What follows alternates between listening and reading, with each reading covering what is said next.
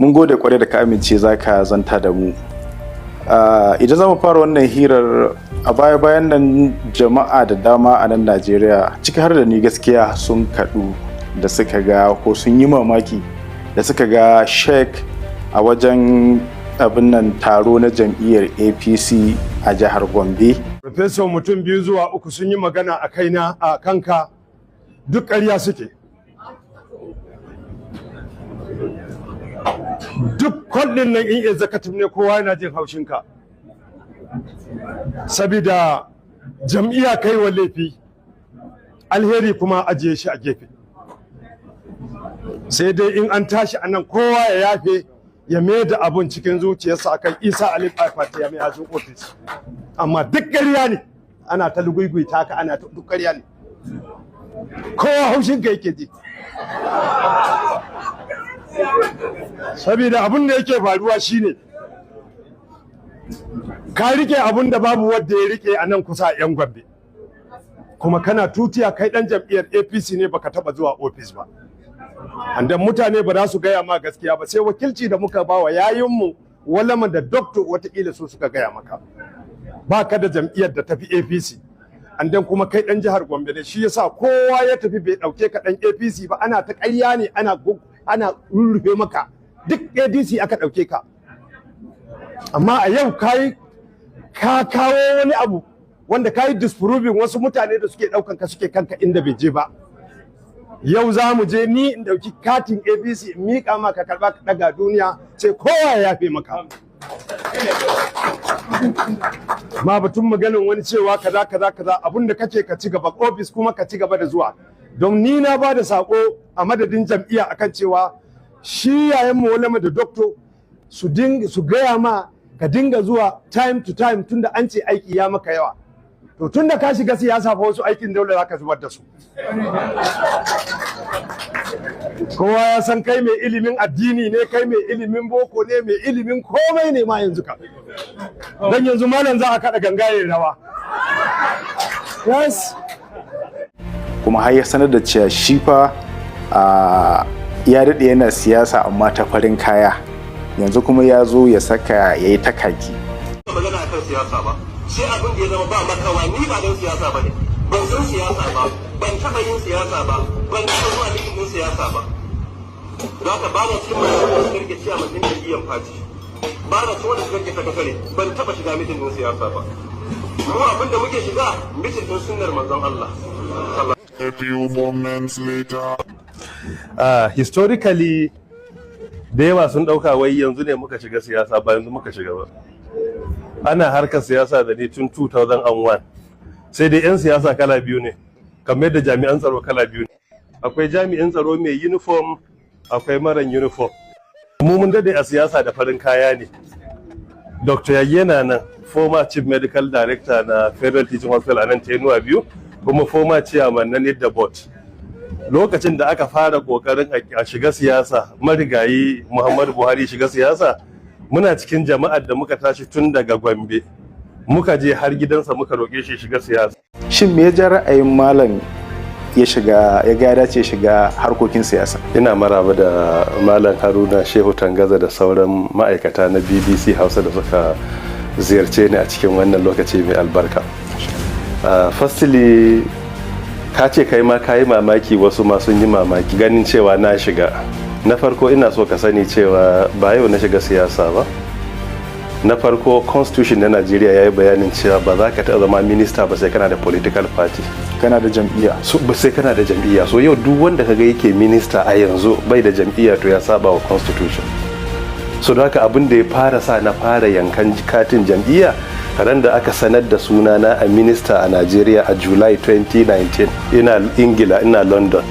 So da na karanta constitution, saboda duk abin da sai na yi karatu, sai na ga to ba za ka zo minista ba sai da katin jam'iyya.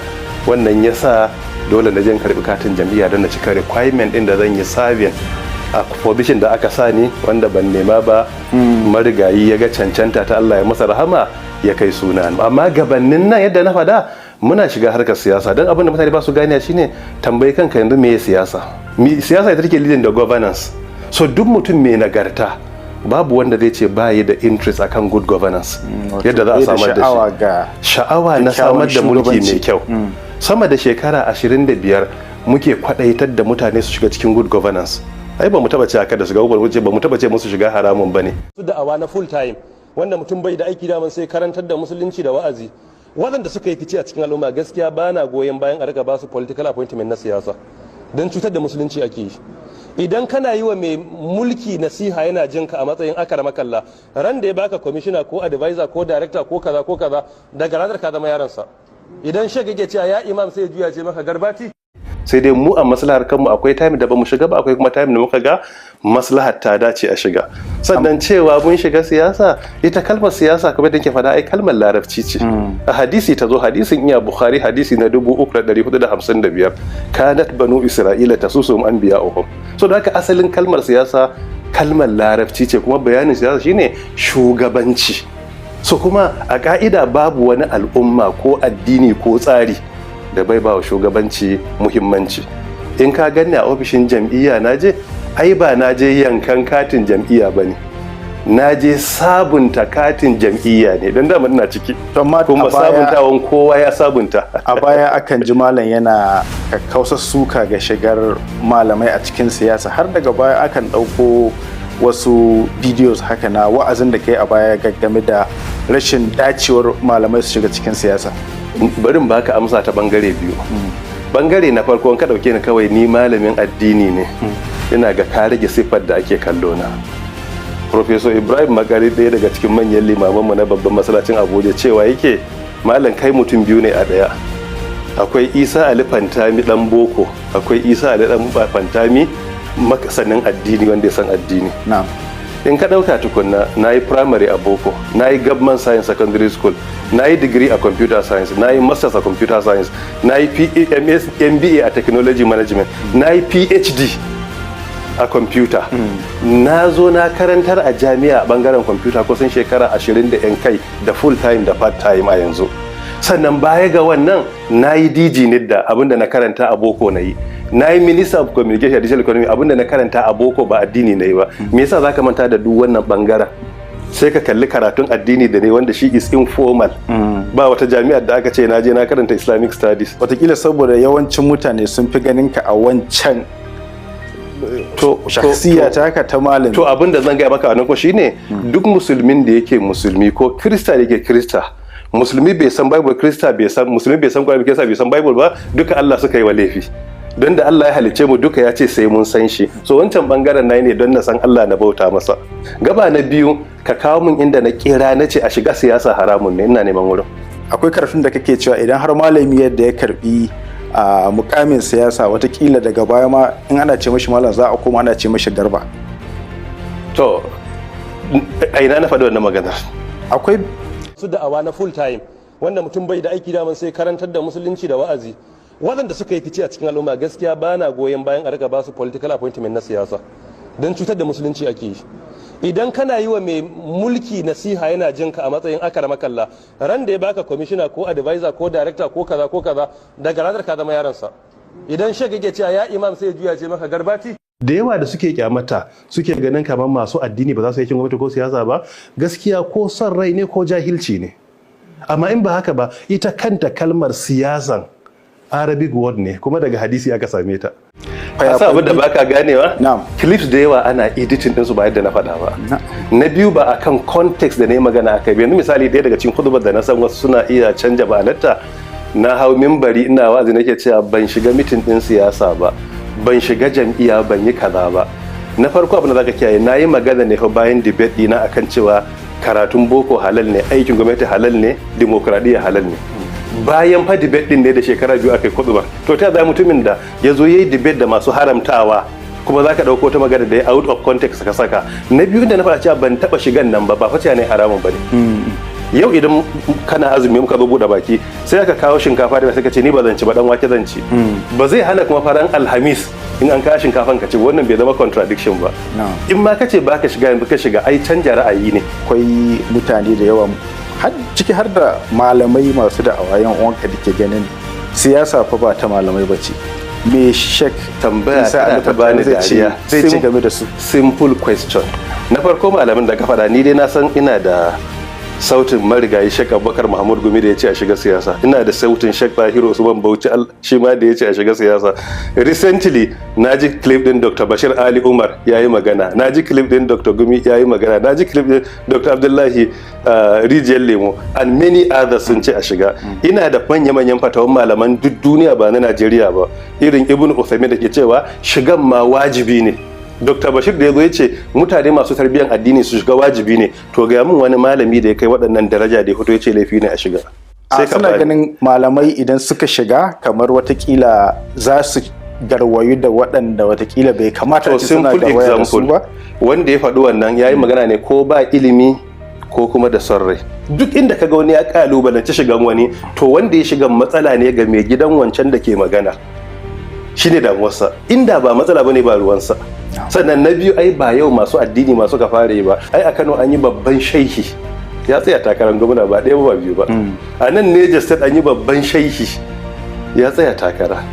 Amma me yasa irin namu ya tsola ido? Saboda tasirin shigar ake tsoro, kuma duk wanda yake magana mu yana ƙara mana ƙarfin mu shiga ne. In da tsammanin shigan 100% ne, to yanzu ya koma miliyan bisa 100. Arewa da muka tashi muka same ta shekara 40 da yankai 50 muna ƙanana, ba ita ce arewar yanzu ba. Tsaro an shiga jarrabawa, tarbiyya ta lalace, fasikanci ya yi yawa, kashe mutane ya yi yawa, kuma sai mu zauna mu koma gefe mu yi ta kallo. Akwai ɗan jarida da yake cewa shi ba yana ainihin nuna adawa da shigar ka siyasa ba ne, amma yana ganin idan ka shiga za a yi wasu abubuwa waɗanda bai kamata a ce malam na ana waɗannan abubuwa. Yana har ke ba da misali, watakila wata rana sai malam ya hau da rom ana kiɗa ko malam yana da kiɗa makarfan yana ɗan rausayawa. Da ka shiga siyasa fa wasu aikin dole za ka zubar da su. Kowa ya san kai mai ilimin addini ne, kai mai ilimin boko ne, mai ilimin komai ne ma yanzu ka. Dan yanzu malam za a kaɗa gangaye rawa. Ka san rashin fahimtar addini mai zurfi da rayuwa mai zurfi yana ruɗa wasu. Na farko abin da zan gaya maka shine, yanzu ba na yi minista ba? Kai. Da na yi minista duk abin da ya ce zan yi na taɓa yi, da ni aka yi convention na tashi na yi. Ran da shugaban kasa ne yanzu ya je takara Gombe, ina kan drum din da aka yi takara, aka yi campaign, na karɓi microphone na yi magana akan drum din siyasa a cikin February 2020 ranar zaben. An yi rawa a wurin na yi. Me yasa za mu duba dukkan harkan shugabanci, duk barnar da ke cibo mutane ya za mu magance ta ba, sai mu kalli kadai wata mafsada ko barna kwaya ɗaya a ciki. In mutum ya san addini ya sa akwai abin da ke cewa lesser evil. Ba sai ina siyasa ba. Idan yau masu kai hari suka ce za su kai hari wata jiha a Najeriya, sai suka ce ga mutane mun kama su mun kai hari mun yi kidnapping mutum 100, wallahi ba za mu sake su ba sai Isa Ali Pantami ya yi rawa. Ba sai na shiga siyasa ba. In dai rawan da zan yi zai sa a sake su, wallahi zan yi rawa. A baya an ga malam yana alkunuti, yana yi ma jam'iyyar adawa ta PDP mugunyar addu'a, Allah ya gurguza ta ya mata mito. Yanzu suna cewa ga malam ya shigo fagen nan, a yi dai mu gani. اللهم عليك بPDP اللهم عليك بPDP وسائر الجمعيات الكافرة اللهم عليك بPDP وسائر الجمعيات الكافرة اللهم عليك بPDP وسائر الجمعيات الكافرة اللهم عليك بPDP وسائر الجمعيات الكافرة اللهم من كان فيهم خير نسألك هدايتهم ومن كان غير. To akwai maganganu uku. Magana na farko sai ka tambaye ni me yasa nayi wannan maganar. Abin da yasa na fara yin ta a lokacin ba ma a 2014 bane wanda wasu munafukai ke faɗa. Wannan tun 2011 ne maganar. Na farko abin da yasa nayi a lokacin mai ba wa shugaban kasa shawara kan harkan tsaro shine marigayi Andrew Azazi. Shi ya fito ya kira jam'iyyar su yace da hannunsu a kashe-kashen da ake yi. Ai maganar babu wanda bai santa ba. Shi ya faɗa. Ni dan arewa ne kuma a garuruwan ma ake kashe-kashe, kuma dan north east arewa maso gabar. Ta yaya za a yi wanda ya fi kowa position a intelligence ya fito ya ce su suke raina ba zai ɓaci ba? Yau idan mai ba wa shugaban kasa shawara a yanzu ya fito duk da amini na ne ya fito ya ce ga su suke yana ga zan basu ne? Za ka yi ma APC irin wannan addu'a? Me yasa ba zan yi addu'a? Na biyu, kama sunan mutum ka la'anta ko ka tsine ai abu na faɗa ko a cikin tafsirai cewa in fushi ya kama masu da'awa suna yi, amma ba shine ka'ida ba, ba a so ka tada jama'a ka la'ance su. Amma dai abin da nake da yakini shine ko a yau wanda yake wannan position ya fito yace jam'iyyar ita take yi, to ai babu gogondo kuma zan ba ta amsa ita ba, kuma zan mata wa'azi, kuma zan kausasa magana, amma ba zan fita a cikin iyakar dokar kasa da kuma tsari na addini ba, ba zan fita wannan ka'ida ba. Amma su yan PDP suna ganin kamar duk abin da ma suke yi a lokacin ba abin da canza, ita ma wannan jam'iyyar da kake ciki tana irin wannan abu. Shi good governance, to be fair, challenges na Najeriya, abin da zan tabbatar maka shine kowane dan adam zai zo yi kokarin sa ne da zai iya ya tafiya bari. Wancan kalubale da aka samu a North East a waɗancan shekaru akan matsala ta Boko Haram, ko mutum ya ki Allah ya san daga 2015 zuwa yanzu ita wannan matsalar ta ja da baya, bata kai wancan lokacin ba. Tare da cewa na amince akwai bangarorin kuma da mai iya yiwuwa daga bayan abun ya karu. To ani ina North East, na yi magana daga North East, shi harkan al'umma division of labor ne, don ina tsakiyan Boko Haram a lokacin ake kashe-kashen, dole mutum mu bayyana. A yanzu akwai a wani zone, sai mutanen zone din su to su yi bayani, ba wai kowace mazar faru ne mai haƙƙin na yi magana ba. To malam, akwai rahotanni da ke cewa kana sha'awar tsayawa takarar gwamna a jihar ta Gombe. Menene gaskiyar wannan bayani? Kamar da na faɗa, unwan na bayani kan wannan hudu shine cewa in kaga kare yana sunsuna takalmi, to aka bashi zai ɗauka. In ba ku manta ba, a satin da ya gabata akwai tsohon minista Pantami ya fito ya cika baki, ya yi ƙalubale bayan shubuhat da ya kawo cewa wai duk wadda ya ga zai iya tattaunawa akan matsalan carbi, to ya ba shi goron gayyata ya zo. Ta kun san kamar yadda na gaya muku, ni ban cika sauraronsa ba. Dalilin da ya sa ban cika sauraronsa ba, daga cikin jarrabobin da ya samu yana ƙarya. Don jarrabawan da ya samu ba zai taɓa magana ta minti 5 ba sai ya yi ƙarya. Ta ni ko ba na sauraron maƙaryaci. To wani ne ya turo mai ce don Allah malam ka saurare shi, yana ma masallaci wanda ya turo mini. Ce don Allah saurare, amma ba na sauraron sa. Ba na sauraron sa. Kai wani lokacin ma an yi gunduma ƙaryan, kai da kake sauraron sa ma ka ji kunya, amma shi ba zai ji ba. Wala in ya gunduma wata ƙaryan, kai da kake sauraron sa ma ka ji jikin ka ya wani abu, amma shi ko a jikinsa. Allah sauwaka. Wannan kalubale da yayi sai na ce na karba.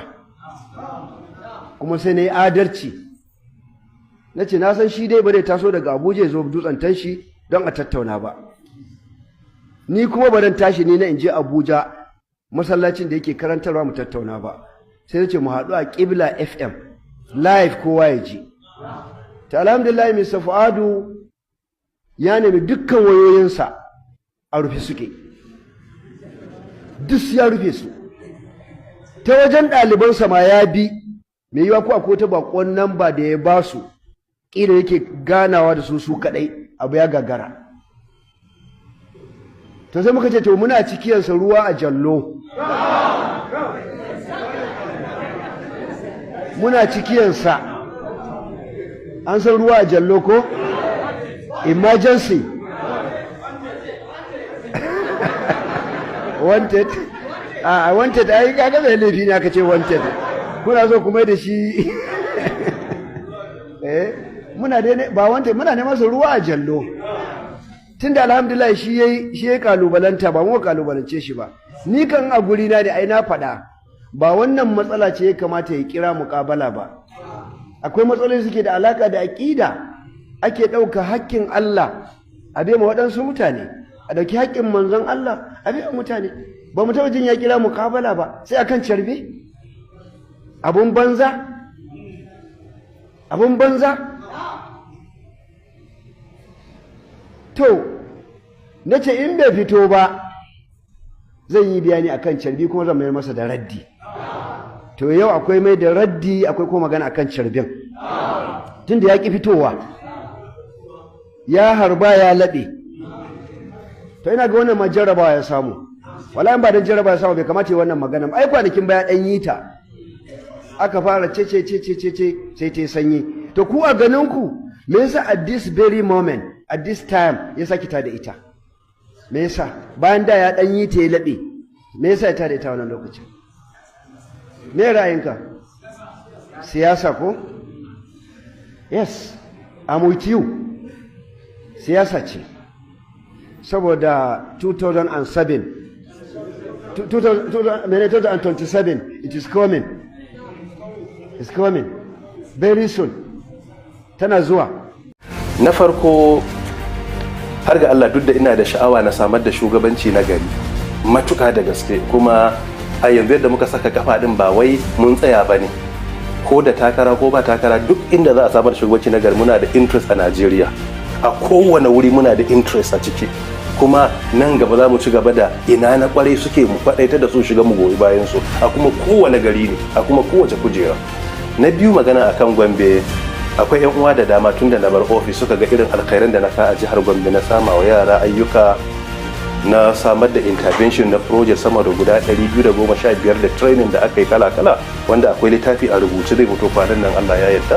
Suka ga irin alkhairai da aka samar, suka yi ta tururuwa suna zuwa cewa zo na shiga.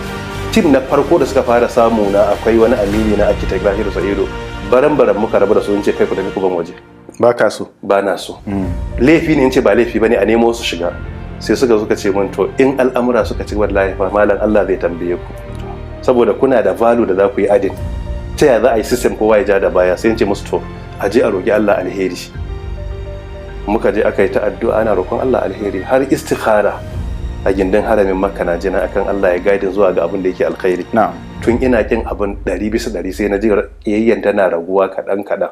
Sai kuma Allah yana ankarar da ni ina da fahimtar wasu al'amura da suke nufi. Har yanzu ba daina addu'a din ba.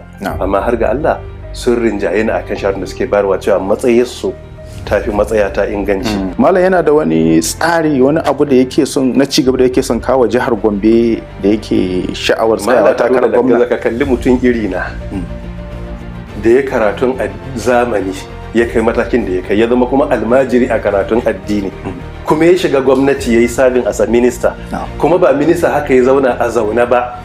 KPMG da FCDO da SGM office da suka yi assessment na kammala da aka bani area guda 8 na aiki na kammala ne da average point dina shine 173%.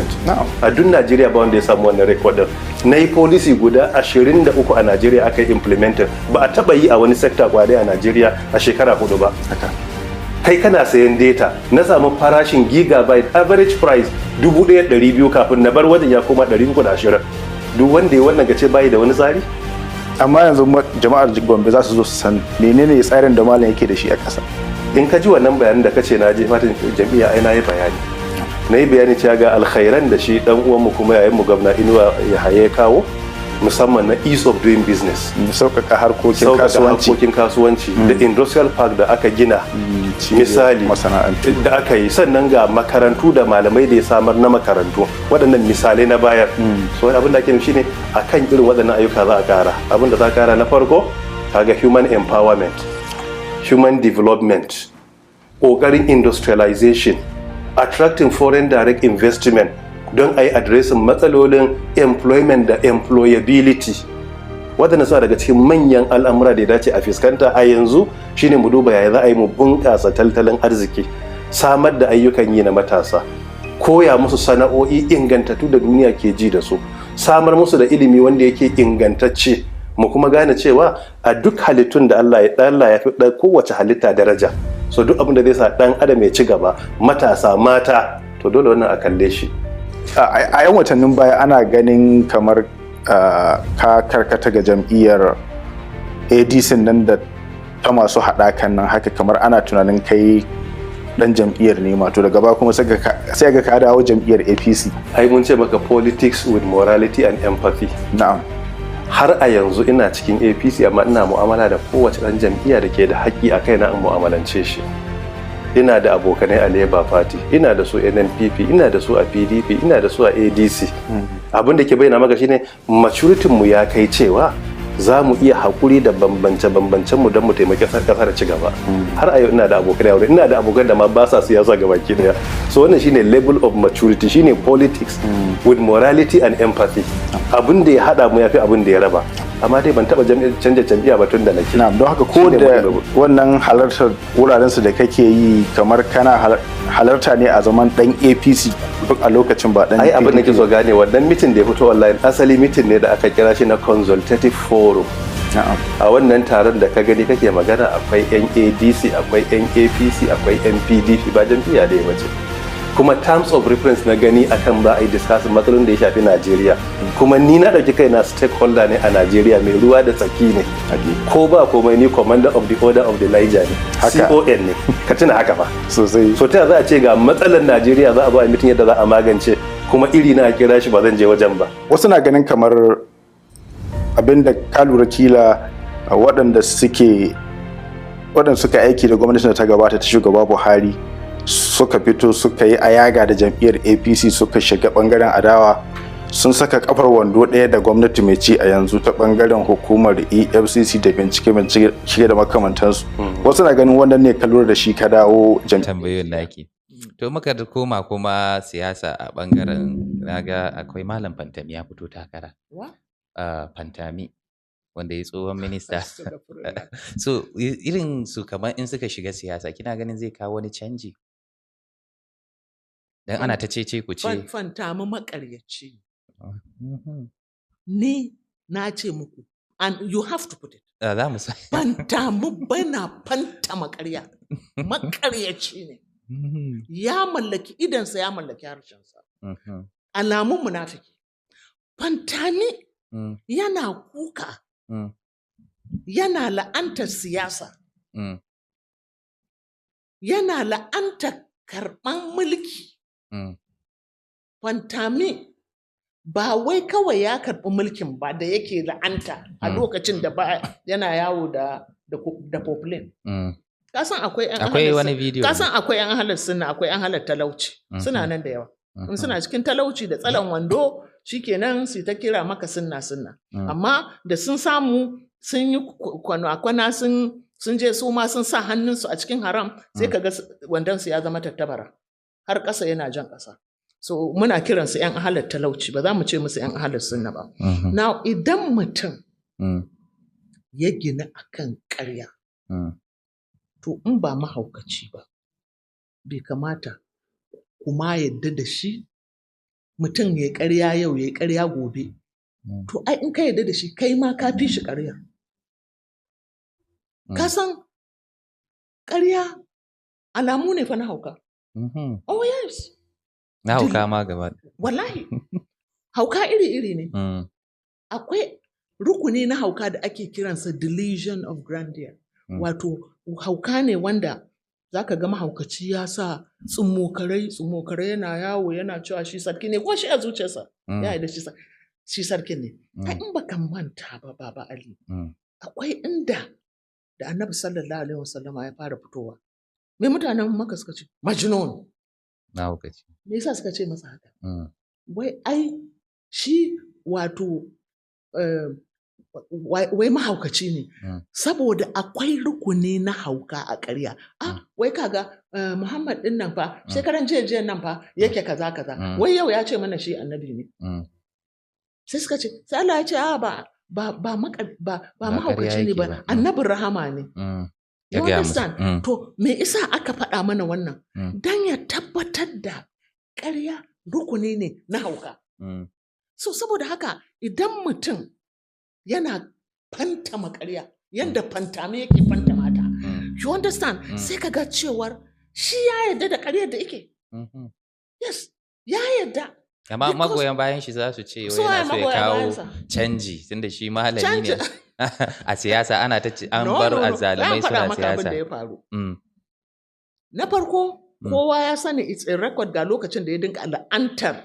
Ga bidiyon siyasa da 'yan siyasa. Sai gashi ya zo ba ma ya karɓi minista ba, kuma ko da ya karɓi ministan ƙarya ike bai taɓa APC ba. Bai taɓa yi ba. ya ce shi wai siyasa da yi na farin kaya ne, kun san 'yan sanda akwai masu sa uniform, astagfirullah, akwai kuma wannan, to not just ba wai wannan kadai ba, ka gane, sai ya zama na cewa wai yanzu da ADC mu yake zuwa, yana zuwa meetings mu na ADC, yana ganin an kama malami, shi kenan ya yi maza. Tsohon minista na Buhari kenan. Yes, duk ministan tsaya in faɗa maka, ita ADC wanda ni yanzu alhamdulillah ni ce mataimake shugaban ƙasa. Sorry, mataimake shugaban jam'iyyar kenan. Chairman na ADC. Na gani. Ni yanzu deputy chairman ce a ADC. Wannan sabuwar tafiyar. Ina tabbatar maka da cewa ni na san Pantami yana zuwa meetings mu. Yana gani an kama malami. Saboda daman na faɗa maka in kana a tire da ka faɗa APC sai a kyali ka sha ruwa ta sha. Yawwa. Ko me ka sata? To na ga yadda za su yi da Allah. Sai ranar lahira. No. Ai Allah da yana bari sai na ran lahira. Wallahi Baba Ali da za su ce ma lahiran babu. Gaskiya ne. Kafiri, atheist, shine kafiri. Ba Christian ba, wanda bai da addini ba. Kasan Christian ana kiransa ahalul kitab. Su ba kafirai ba ne. Kafiri wanda bai yarda da Allah ba, Baba Ali. Ya yarda da kama. So, menene kama? Kama shine kama. Duk abin da kai abu zai dawo maka. Ko wanda bai da addini ya yarda da wani. Exactly. Mu kuma an ce mana misƙalin zarratin. Khairin yara ko sharrin yara, ko ba haka ba? Very good. To idan da Allah zai bari baya nuna kama a duniya, wallahi za su ce lahira ƙarya ce. Gaskiya. To saboda haka ni ba na damuwa da ire-iren su Pantami. Yanzu ba da kansa ya tona kansa asiri ba, ai maza ya gudu. Saboda kila sun fara ɗanya kusassa. In ka ga mutum yanzu yana opposition ko ya shigo ADC, ka jinjina masa. To wannan faɗin Kur'ani ya yi gaskiya da ya ce in ka yawaita aibata abu sai ka zamo kana cikin shi, kamar yadda Pantami ta magana siyasa da 'yan siyasa. I don't think, look, ai Allah ne ya ce abu in ba daidai ba ne mu gyara. Kuma Annabi sallallahu alaihi wasallama ai ya ce mafi raunin imani shine ka kyamaci abin. So dole ne idan abu ba daidai ba ne, in ana zalunci, in ana cuta, dole ne ka fito kai magana. Gaskiya ne. Ba wai magana bace, to kaga irin kwana-kwanar da malamanmu suke kenan. Wataƙila shi dole ka aibata abin da ba shi da kyau. Ba shi da kyau. In baka aibata ba, to ai da kai akwai wani malami kwanakin baya da naga yana fassara wani hadis, ban san ingancinsa ba, Allahu alam, but ƙasa ce ta gurɓace. Sai aka ce mala'ika ya je ya halaka ƙasar. Sai aka ce mala'ika ya tambayi Ubangiji Subhanahu wa ta'ala, akwai wani mutumin kirki a cikin ƙasan nan. Halaka hadda shi? Sai Allah, according to yanda na ji malamin yana faɗa, sai Allah ya ce a fara halaka mutumin. Me isa? Saboda ana zalunci bai ce komai ba. Saboda shi ai shiru yadda ce. Yadda ce. Ka gane? To yaya? At least ka fita hakkin Ubangiji, ka fita hakkin al'umma, ka fito ka nuna da bakinka cewar abin nan da ake ba daidai ba ne. Saboda haka rashin aibatawar, ai shi sa kowa yake abin da ya ga dama. Jam'iyyar ka ta To APC. saurara, Ameci me yake nema? Shugaban ƙasa. Minista yi shekara 7, ni shekara 4 na yi, me yasa bai fito ba, waye taba shi? Chukwu kan waju bai Minister of Education ba? Baya cikin jam'iyya ta haɗaka? Ya dawo ne ko bai dawo ba? Misali nake baka. Abubakar Sadiq na Bauchi bai shiga ba? Idan hukumar bincike za ta yi bincike sai akwai basis take yi. Wanda ake bincikansa in ya canja sai ka ce da haka ne, ni ba ne ta bincika na. Da EFCC da ICPC ba su taɓa gayyata na ba a duniya? Akan wai a bincike ne na yi laifi ko kuma na taimaka an yi laifi, kuma dama ka taba announcing ka fita ne bari a ce ka dawo? Yaushe taba announcing na fita APC ka karbi jin a baki na ni na faɗa. Amma yau in kamar da ana kace listen abin da ke so gane shine na farko wanda ya laifi shi yake jin tsoro. Ni na yi minista shekara 4 ko? To duk ministan da na appoint ban taba approving naira 1 a sunan aji a kashe kudin gwamnati ba. Duk approval na kudi permanent secretary da yayi saboda shine chief accounting officer. Ni ban taba yi ba. Babu record kwaya ɗaya da na sa hannu na ce aji a kashe 10 naira na gwamnati da sunan ni ne approval. In famsage ya kawo gabana sai ce policing ka ya kyau. Kai ne chief accounting officer, ensure due process and compliance da duk dokokin gwamnati.